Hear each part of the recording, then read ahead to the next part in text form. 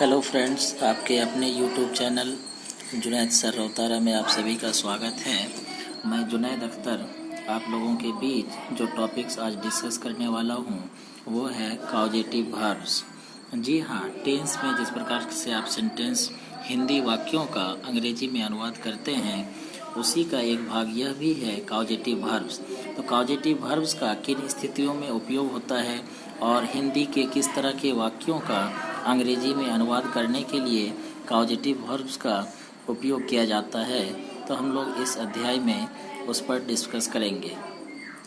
ऐसे वाक्य जिससे यह बोध होता है कि कार्य किसी दूसरे की सहायता से होता है पर कर्ता स्वयं भी उसमें भाग लेता है। अर्थात जब हिंदी में इस तरह के वाक्य आते हैं जिसमें कर्ता स्वयं काम नहीं करके वो किसी दूसरे से काम कराता है मगर वह भी स्वयं उसमें भागीदार होता है, तो इस प्रकार के हिंदी वाक्य का अंग्रेजी में अनुवाद करने के लिए जिस वर्ब का प्रयोग होता है उसे हम लोग कॉजेटिव वर्ब्स कहते हैं। तो आइए कॉजेटिव वर्ब्स को देखने के लिए पहले हम लोग टेंस से शुरुआत करते हैं और प्रेजेंट टेंस का जो पहला भाग है सिंपल प्रेजेंट, तो सिंपल प्रेजेंट टेंस में कॉजेटिव वर्ब्स किस प्रकार से प्रयोग किए जाते हैं इसी पर हम लोग डिस्कस करेंगे। तो इसके लिए मैंने आप लोगों को सबसे पहले आसानी से समझ में आ जाए इसके लिए मैंने उसका स्ट्रक्चर लिख दिया है जिस पर इसका सेंटेंस बनेगा। जो स्ट्रक्चर इस प्रकार से है कि सब्जेक्ट सबसे पहले जो है कि जो हिंदी वाक्य होगा उसका जो कर्ता होगा सबसे पहले कर्ता की अंग्रेजी देनी है।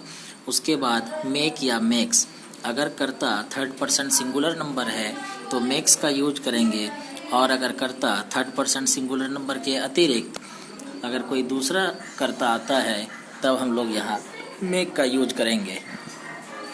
उसके बाद जो हिंदी वाक्य में ऑब्जेक्ट आएगा हम लोग उस ऑब्जेक्ट का यूज करेंगे, और यहाँ पर मुख्य रूप से ऑब्जेक्ट कोई नाउन होगा या कोई प्रोनाउन होगा, और फिर इसके बाद वर्ब के पहले रूप को लिखेंगे। देखते हैं दोस्तों, यहाँ पर कुछ वाक्य का उदाहरण लेकर के हम लोग इस बात को और अच्छी तरह से समझते हैं। पहला वाक्य है तुम मुझे रुलाते हो। तो इस वाक्य में तुम मुझे रुलाते हो, तो रुलाने का जो काम है वह कौन कर रहा है, तो तुम कर रहा है, और उसका प्रभाव जो है वो मुझ पर पड़ता है क्योंकि रोना मुझे पड़ता है। तो तुम मुझे रुलाते हो, इसमें काम करने वाला तुम है और उसका असर मुझ पर भी पड़ता है, अर्थात यहाँ पर कर्ता और जिस पर काम हो रहा है दोनों ही इसमें इन्वॉल्व है। तो इस प्रकार के हिंदी वाक्यों का अनुवाद करने के लिए सबसे पहले सब्जेक्ट, फिर मेक या मेक्स, और फिर ऑब्जेक्ट, और फिर वर्ब के पहले रूप को दिया जाता है। तो इसका अंग्रेजी अनुवाद होगा यू मेक मी क्राई। फिर जैसे अगला वाक्य है मैं आपको नहीं दौड़ाता हूँ, तो मैं आपको नहीं दौड़ाता हूँ, तो यहाँ पर कर्ता जो है वो मैं है और वहाँ पर आप भी शामिल हैं। तो मैं आपको नहीं दौड़ाता हूँ, इसका अंग्रेजी अनुवाद होगा I do not make you run. क्या आप उसे हंसाते हैं, तो इसका अंग्रेजी अनुवाद होगा do you make him laugh. क्या वह बच्चे को नहीं सुलाती है, तो does she not make the child sleep. आप उसे पेड़ पर क्यों चढ़ाते हैं, why do you make him climb on a tree. तुम रोगी को क्यों नहीं टहलाते हो, why do you not make the patient walk. इसी प्रकार से अब हम लोग प्रेजेंट कंटिन्यूअस में देखेंगे कि प्रेजेंट कंटिन्यूअस में पॉजिटिव वर्ब्स का किस प्रकार से प्रयोग होता है। तो इसका भी स्ट्रक्चर उसी प्रकार से होगा। सबसे पहले सब्जेक्ट और फिर सब्जेक्ट के अनुसार इज एम आर का सिलेक्शन होगा, और फिर मेक का फोर्थ फॉर्म अर्थात मेकिंग लगेगा, और फिर ऑब्जेक्ट जिसमें कि नाउन या प्रोनाउन आएगा, और फिर उसके बाद वर्ब का पहला रूप अर्थात V1। जैसे तुम मुझे रुला रहे हो, you are making me cry. मैं आपको नहीं दौड़ा रहा हूँ, I am not making you run. क्या आप उसे हंसा रहे हैं, are you making him laugh. क्या वह बच्चे को नहीं सुला रही है, is she not making the child sleep. आप उसे पेड़ पर क्यों चढ़ा रहे हैं, why are you making him climb on a tree. तुम रोगी को क्यों नहीं टहला रहे हो, why are you not making the patient walk. तो जिस पर हम लोग प्रेजेंट कंटिन्यूअस टेंस में कॉजेटिव वर्ब्स का प्रयोग देखे, अब हम लोग प्रेजेंट टेंस के तीसरे प्रकार में अर्थात प्रेजेंट परफेक्ट में कॉजेटिव वर्ब का प्रयोग देखेंगे। तो इसका स्ट्रक्चर है सब्जेक्ट और फिर हैज या हैव। ये कर्ता के अनुसार तय होगा कि किस में हैज लगाना है और किस में हैव लगाना है। थर्ड पर्सन सिंगुलर नंबर के साथ हैज का प्रयोग करना है और अन्य सभी सब्जेक्ट में हैव का प्रयोग करना है, और फिर मेक का प्रयोग करना है, और फिर ऑब्जेक्ट के रूप में नाउन या प्रोनाउन का, और उसके बाद फिर वर्ब के पहले रूप का। तुमने मुझे रुलाया है, you have made me cry. मैंने आपको नहीं दौड़ाया है, I have not made you run. क्या आपने उसे हंसाया है, have you made him laugh. क्या वह बच्चे को नहीं सुलाई है, has she not made the child sleep. आपने उसे पेड़ पर क्यों चढ़ाया है, why have you made him climb on a tree. तुमने रोगी को क्यों नहीं टहलाया है, why have you not made the patient walk. इसी प्रकार से अब प्रेजेंट टेंस के जो अंतिम भाग है अर्थात चौथा भाग, उसमें हम लोग देखेंगे कि किस प्रकार से कॉजेटिव वर्ब का प्रयोग होता है। तो प्रेजेंट परफेक्ट कंटिन्यूअस में देखिए कॉजेटिव वर्ब्स का प्रयोग। इसका स्ट्रक्चर होगा सब्जेक्ट और फिर सब्जेक्ट के अनुसार हैज या हैव का प्रयोग करना है, और फिर बीन का, और फिर मेक के बिफोर यानी चौथे रूप का अर्थात मेकिंग का, और फिर ऑब्जेक्ट जिसके रूप में नाउन या प्रोनाउन आता है, और फिर इसके बाद वर्ब के पहले रूप का अर्थात वर्ब वन का प्रयोग करना है। आइए देखते हैं इसमें किस प्रकार के सेंटेंस होते हैं। तुम मुझे वर्षों से रुला रहे हो, you have been making me cry for years. मैं आपको सुबह से नहीं दौड़ा रहा हूँ, I have not been making you run since morning. क्या आप उसे 1 घंटे से हंसा रहे हैं, have you been making him laugh for an hour. क्या वह बच्चे को घंटे से नहीं सुला रही है, has she not been making the child sleep for hours. आप उसे 10 दिनों से पेड़ पर क्यों चढ़ा रहे हैं, why have you been making him climb on a tree for 10 days। तुम रोगी को 2 दिनों से क्यों नहीं टहला रहे हो, why have you not been making the patient walk for 2 days। इस प्रकार से हम लोग प्रेजेंट टेंस में देखें कि किस प्रकार से कॉजेटिव वर्ब्स का यूज होता है, उसके विभिन्न स्ट्रक्चर्स को देखें। अब हम लोग पास्ट टेंस की ओर बढ़ते हैं, जिसमें सबसे पहला है सिंपल पास्ट। तो सिंपल पास्ट का जो फार्मूला होता है टेंस में, कॉजेटिव वर्ब में भी उसी तरह का फार्मूला होगा, सिर्फ इसमें मेड, मेक ये सब का यूज होता है। तो इसका स्ट्रक्चर है दोस्तों subject plus made plus object plus verb one. आइए इसके सेंटेंस को देखते हैं, इसमें किस प्रकार के सेंटेंस होते हैं और उसको किस तरह से बनाया जाता है। जैसे पहला वाक्य है तुमने मुझे रुलाया, तो इसमें कर्ता के रूप में कौन है, तुमने। तो तुमने का अंग्रेजी होगा यू। इसके बाद इसमें क्या देना है, मेड, तो यू मेड। उसके बाद है ऑब्जेक्ट, तो ऑब्जेक्ट में नाउन या प्रोनाउन आएगा। जी हाँ, तो यहाँ पर मुझे ऑब्जेक्ट है, तो मुझे की अंग्रेजी मी, तो यू मेड मी। और रुलाने का क्राई, तो यू मेड मी क्राई। मैंने आपको नहीं दौड़ाया, I did not make you run. क्या आपने उसे हंसाया, did you make him laugh. क्या वह बच्चे को नहीं सुलाई, did she not make the child sleep. आपने उसे पेड़ पर क्यों चढ़ाया, why did you make him climb on a tree. तुमने रोगी को क्यों नहीं टहलाया, why did you not make the patient walk. फिर हम लोग अगले टेंस की ओर बढ़ते हैं, जो है पास्ट कंटिन्यूअस। तो पास्ट कंटिन्यूअस का जो स्ट्रक्चर होगा वह है सब्जेक्ट, और सब्जेक्ट के अनुसार वाज या वर्ब का प्रयोग करना है, और फिर मेकिंग, फिर ऑब्जेक्ट, और फिर वर्ब का पहला रूप अर्थात वर्ब वन। तुम मुझे रुला रहे थे, you were making me cry. मैं आपको नहीं दौड़ा रहा था, I was not making you run. क्या आप उसे हंसा रहे थे, were you making him laugh. क्या वह बच्चे को नहीं सुला रही थी, was she not making the child sleep. आप उसे पेड़ पर क्यों चढ़ा रहे थे, why were you making him climb on a tree. तुम रोगी को क्यों नहीं टहला रहे थे, why were you not making the patient walk. और फिर आगे देखते हैं पास्ट परफेक्ट में कॉजेटिव वर्ब्स का प्रयोग। तो पास्ट परफेक्ट में कॉजेटिव वर्ब्स के प्रयोग के लिए स्ट्रक्चर है subject plus had plus made plus object plus verb one. इसके सेंटेंस को देखते हैं किस प्रकार से इसका अंग्रेजी अनुवाद किया गया है। और इसी प्रकार से आप अलग अलग तरह के हिंदी वाक्य का यहाँ पर कुछ वाक्यों को दिया गया है, एक असर्टिव का, फिर नेगेटिव का, फिर इंट्रोगेटिव का, और फिर इंट्रोगेटिव प्लस नेगेटिव का, और फिर WH क्वेश्चन का। आप इसी आधार पर जो भी वाक्य आपके सामने आएंगे आप इनसे तुलना करके उसका आप अंग्रेजी अनुवाद कर सकते हैं।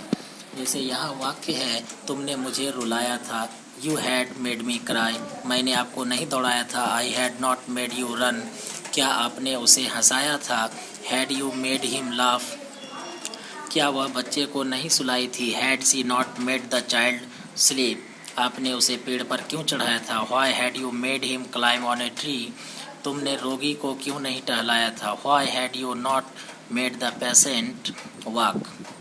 फिर अगले टेंस को देखते हैं जो है पास्ट कंटिन्यूअस टेंस। तो पास्ट कंटिन्यूअस टेंस का परफेक्ट कंटिन्यूअस टेंस का स्ट्रक्चर देखते हैं। स्ट्रक्चर है subject plus had plus been plus making plus object plus verb one. अब इसके सेंटेंस को देखते हैं कि इसके सेंटेंस को किस प्रकार से इस स्ट्रक्चर पर सेट करके उसे बनाया गया है। तुम मुझे वर्षों से रुला रहे थे, you had been making me cry for years, मैं आपको सुबह से नहीं दौड़ा रहा था, I had not been making you run since morning, क्या आप उसे 1 घंटे से हंसा रहे थे, had you been making him laugh for an hour, क्या वह बच्चे को घंटों से नहीं सुला रही थी, had she not been making the child sleep for hours, आप उसे 10 दिनों से पेड़ पर क्यों चढ़ा रहे थे, why had you been making him climb on a tree for 10 days, तुम रोगी को 2 दिनों से क्यों नहीं टहला रहे थे, why had you not been making the patient walk for 2 days। अब इस प्रकार से पास्ट टेंस खत्म होता है और सिंपल फ्यूचर में देखते हैं कॉजेटिव वर्ब का प्रयोग। तो सिंपल फ्यूचर में कॉजेटिव वर्ब के प्रयोग के लिए जो स्ट्रक्चर है वो स्ट्रक्चर यह है, सब्जेक्ट प्लस शैल या विल सब्जेक्ट के अनुसार लगाया जाएगा, और फिर मेक, और फिर ऑब्जेक्ट, और फिर वर्ब के पहले रूप को लगाएंगे। आइए देखते हैं इसके हिंदी वाक्य और उसका अंग्रेजी अनुवाद। तुम मुझे रुलाओगे, you will make me cry, मैं आपको नहीं दौड़ाऊंगा, I shall not make you run, क्या आप उसे हंसाएंगे, will you make him laugh, क्या वह बच्चे को नहीं सुलाएगी, will she not make the child sleep, आप उसे पेड़ पर क्यों चढ़ाएंगे, why will you make him climb on a tree, तुम रोगी को क्यों नहीं टहलाओगे, why will you not make the patient walk.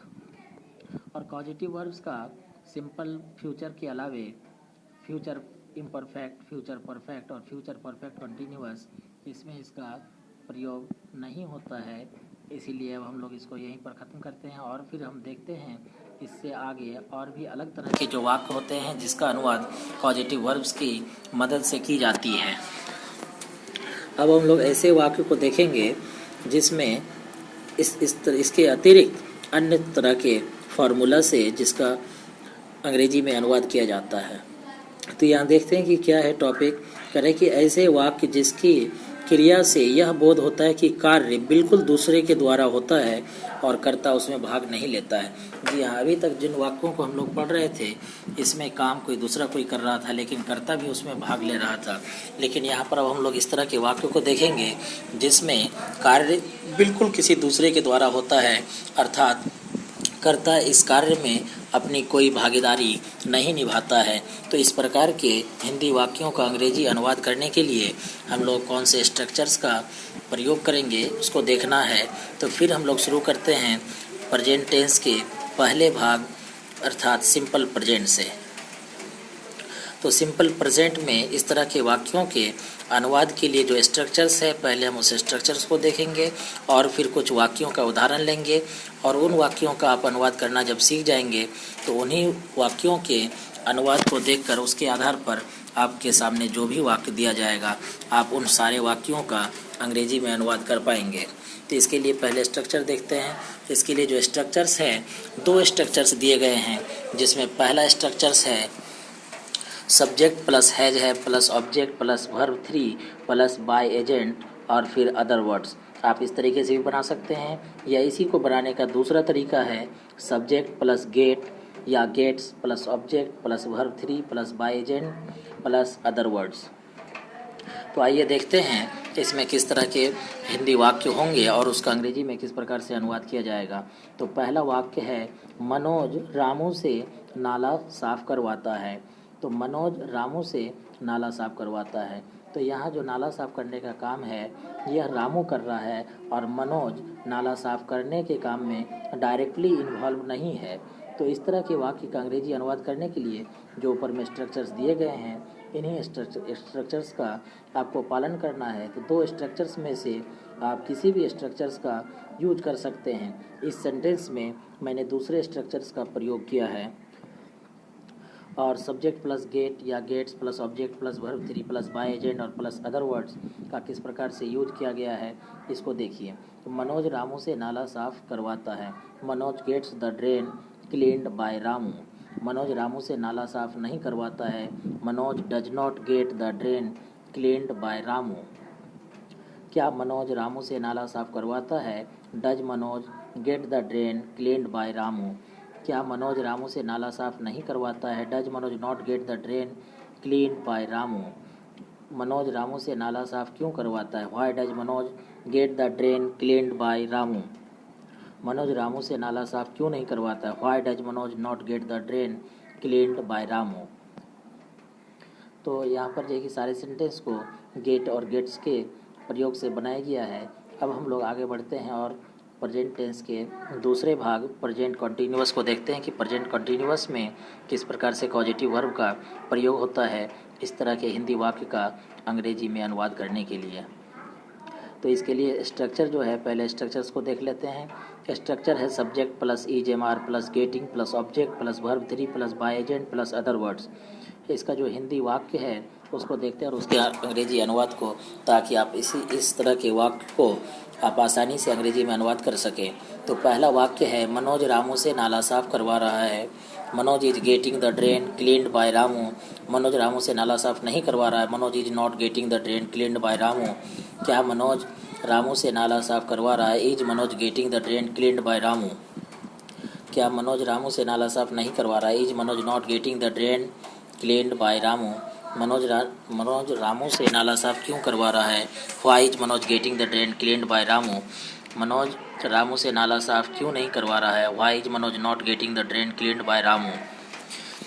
अब इसी प्रकार से प्रेजेंट टेंस के तीसरे भाग प्रेजेंट परफेक्ट टेंस में कॉजेटिव वर्ब्स का प्रयोग देखेंगे, जिसके लिए स्ट्रक्चर है सब्जेक्ट प्लस हैज है plus got plus object plus B3 plus by agent plus other words, जिसमें हिंदी का वाक्य है मनोज रामू से नाला साफ करवाया है। Manoj has got the drain cleaned by Ramu. Manoj Ramu से नाला साफ नहीं करवाया है। Manoj has not got the drain cleaned by Ramu. क्या मनोज रामू से नाला साफ करवाया है? Has Manoj got the drain cleaned by Ramu. क्या मनोज रामू से नाला साफ नहीं करवाया है? Has Manoj not got the drain cleaned by Ramu. Manoj Ramu से नाला साफ क्यों करवाया है? Why has Manoj got the drain cleaned by Ramu. Manoj Ramu से नाला साफ क्यों नहीं करवाया है? Why has Manoj not got the drain cleaned by Ramu.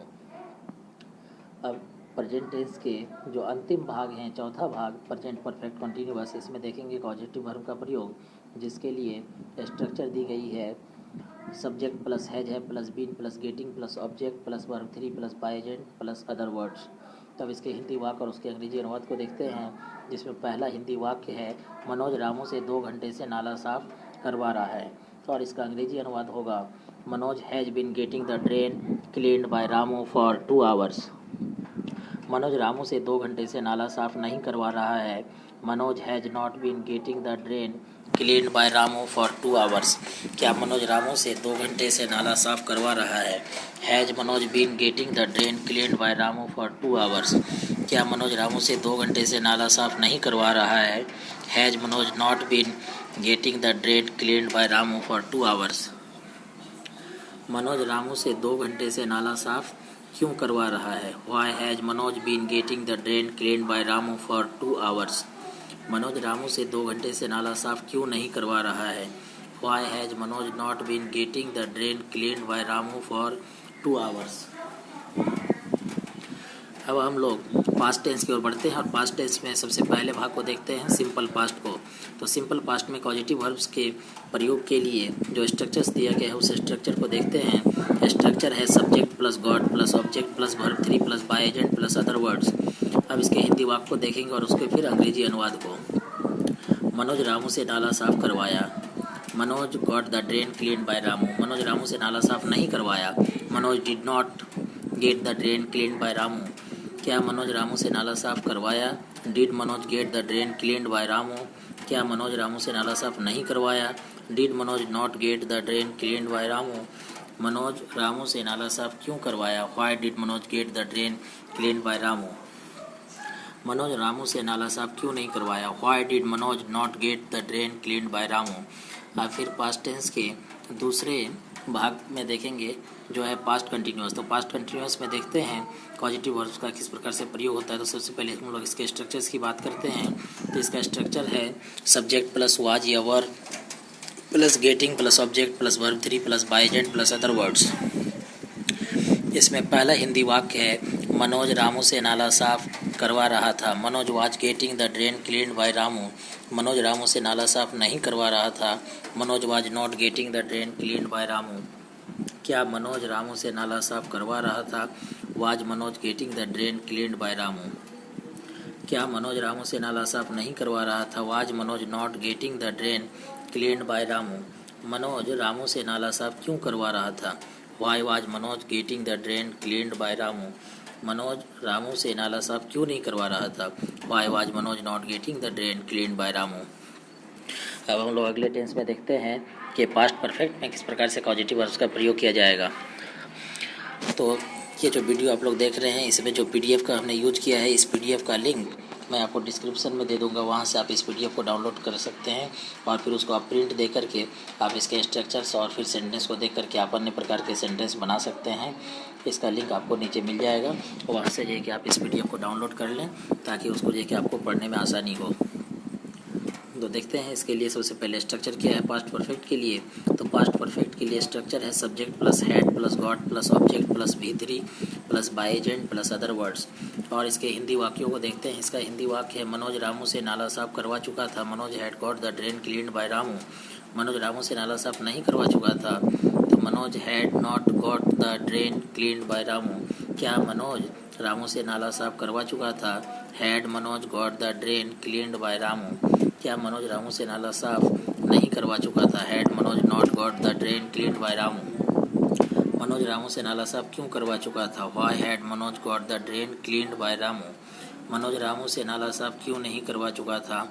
Why had Manoj not got the drain cleaned by Ramu. अब पास्ट टेंस के अगले भाग में देखते हैं जो है पास्ट परफेक्ट कंटिन्यूअस। तो पास्ट परफेक्ट कंटिन्यूअस में पॉजिटिव वर्ब के लिए जो स्ट्रक्चर्स है तो वह स्ट्रक्चर है subject plus had plus been plus getting plus object plus verb 3 plus by agent plus other words. इसके हिंदी वाक्य को देखते हैं और फिर उसके अंग्रेजी अनुवाद को। तो इसका हिंदी वाक्य है मनोज रामू से 2 घंटे से नाला साफ करवा रहा था। और इसका अंग्रेजी अनुवाद है Manoj had been getting the drain cleaned by Ramu for 2 hours. Manoj Ramu से 2 घंटे से नाला साफ नहीं करवा रहा था। Manoj had not been getting the drain cleaned by Ramu for 2 hours. क्या मनोज रामू से 2 घंटे से नाला साफ करवा रहा था? Had Manoj been getting the drain cleaned by Ramu for 2 hours. क्या मनोज रामू से 2 घंटे से नाला साफ नहीं करवा रहा था?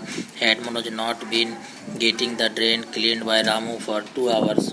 मनोज रामू से 2 घंटे से नाला साफ क्यों करवा रहा था? Why had Manoj been getting the drain cleaned by Ramu for 2 hours. Manoj Ramu से 2 घंटे से नाला साफ क्यों नहीं करवा रहा था?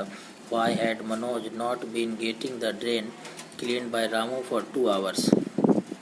ये पास्ट टेंस का अंतिम भाग था। अब हम लोग देखते हैं सिंपल फ्यूचर को। सिंपल फ्यूचर के लिए पॉजिटिव वर्ब्स के प्रयोग पर आधारित जो स्ट्रक्चर है वह स्ट्रक्चर है सब्जेक्ट प्लस सेल या will plus get plus object plus V3 plus by agent plus object other words. अब देखते हैं इसके हिंदी वाक्य को। इसके हिंदी वाक्य में है मनोज रामू से नाला साफ करवाएगा। Manoj will get the drain cleaned by Ramu. Manoj Ramu से नाला साफ नहीं करवाएगा। Manoj will not get the drain cleaned by Ramu. क्या मनोज रामू से नाला साफ करवाएगा? Will Manoj get the drain cleaned by Ramu. क्या मनोज रामू से नाला साफ नहीं करवाएगा? Will Manoj not get the drain cleaned by Ramu.